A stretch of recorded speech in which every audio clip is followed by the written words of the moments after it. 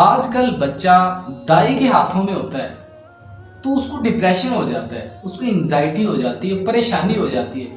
اس کی ہم اگر بیسک دیکھیں اور انگزائٹی اور پریشانی کی بیسک عناصر دیکھیں تو ہمیں سمجھ میں آتا ہے کہ ہمارے جو بڑے تھے، ہمارے دادا پردادا، ان کی 100 سال زندگی تھی، لیکن ہم 100 سال زندگی نہیں گزار سکتے۔ اس کا سب سے بڑا مسئلہ یہ ہے کہ پیدا ہوتے ہی بچے کا ذہن بن جاتا ہے کہ میں نے DHA میں پلاٹ لینا ہے، میں نے سب سے مہنگی ہاؤسنگ سوسائٹی میں رہنا ہے۔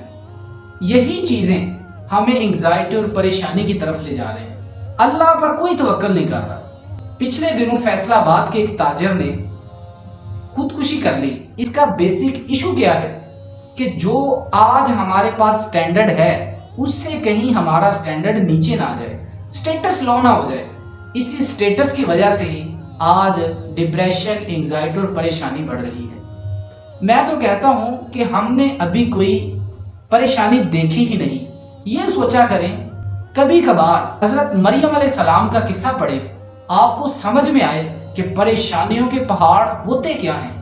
کبھی اپنے نبی پاک صلی اللہ علیہ وسلم کی زندگی کو پڑھ کے دیکھیں، آپ کو پتہ لگے کہ زندگی میں مشکلاتوں کے پہاڑ کیسے ٹوٹتے ہیں، کیسے انسان کے پاؤں جم جاتے ہیں، پاؤں اٹھائے نہیں جاتے، اتنے مسائل اور پریشانی پرابلم کریٹ ہو جاتی ہیں۔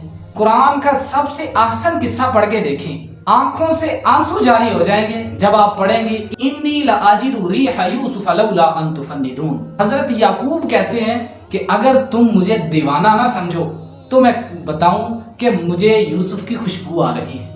آپ کو پتہ لگے کہ بچھڑنا کسے کہتے ہیں۔ کبھی حضرت ایوب کا قصہ پڑھ کے دیکھیں، آپ کو پتہ لگے کہ زندگی میں مشکلات کیسے آتی ہیں، ہر طرف دیوار کیسے ہو جاتی ہے، بیماریاں کہاں سے آ جاتی ہیں اور کیسے کیسے بیماریوں سے لڑنا پڑتا ہے، اور صبر کرنے والے بن جائیں تاکہ اللہ آپ کے ساتھ ہو۔ ان اللہ مع الصابرین۔ سلام پہنچے۔